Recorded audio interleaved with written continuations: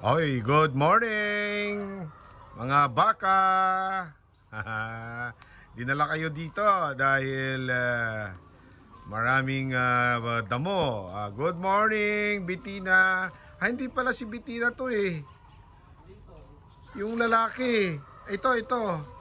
Ito si Bitina. Bitina siya kasi wala siyang buntot. Bitin. Okay. Ito ang aming bulog. Yan, Brahman. Pakita ka naman, Mr. Brahman.